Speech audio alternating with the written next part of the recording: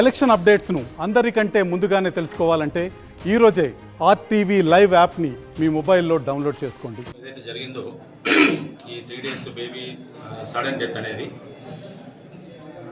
మన పీడియాట్రిషియన్ చూశారు, అందరూ చూశారు. బట్ అప్పటికే మనిషి బాగా సీరియస్ అయిపోయాడు. ఎందుకు జరిగింది అనేది డెఫినెట్గా మేము ఎంక్వైరీ చేసి డెఫినెట్గా ఇప్పుడు వాళ్ళ పేషెంట్ తాలూకా ఎవరైతే కంప్లైంట్ చేస్తున్నారో డాక్టర్ నెగ్లిజెన్స్, సిస్టర్స్, అక్కడ గైనకాలజిస్టు మాకంతా ఇట్లా మాట్లాడారు, ఇట్లా చేస్తారు. డెఫినెట్గా వాళ్ళ మీద ఎంక్వైరీ చేసి మేము యాక్షన్ తీసుకుంటాం. ఎవరిని కూడా క్షమించేది లేదు. అదే వాళ్ళు సిబ్బంది నిర్లక్ష్యం అని చెప్తున్నారు. ఇప్పుడు నేను డాక్టర్ గారితో నేను మాట్లాడినా, ఆల్రెడీ ఇంతకుముందు సిస్టర్ గారితో మాట్లాడినా.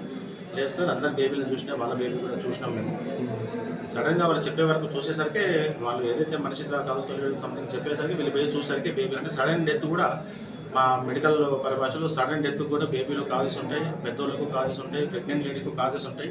అది ఏంటి అనేది మేము ఎంక్వైరీ చేసి డెఫినెట్గా డాక్టర్ది కానీ ఏ సిబ్బంది అయినా సరే నిర్లక్ష్యం ఉంటే మటుకు ఎవరిని క్షమించలేదు. డెఫినెట్గా మేము యాక్షన్ తీసుకుంటాం.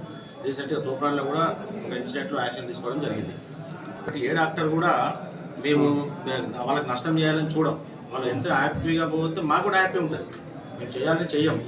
ఎక్కడ మిస్టేక్ జరిగింది, ఏం జరిగింది అది తెలుస్తూనే మేము యాక్షన్ తీసుకోగలం.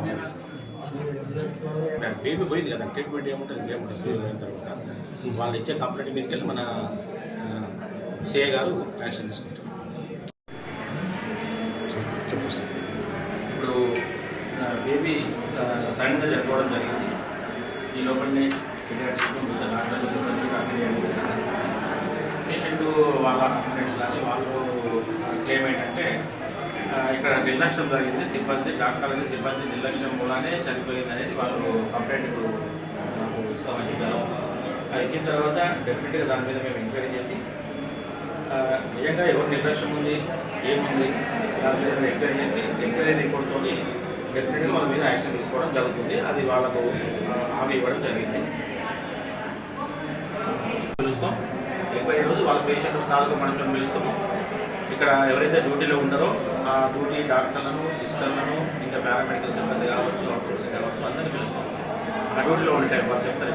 3 days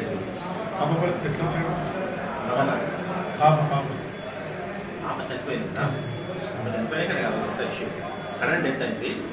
మనకు రీజన్ తెలియదా, డెఫినెట్గా మేము ఎంక్వైరీ చేసి ఆ రిపోర్ట్ ప్రకారం యాక్షన్ తీసుకుంటాం. అది మందులో రాదు కదా.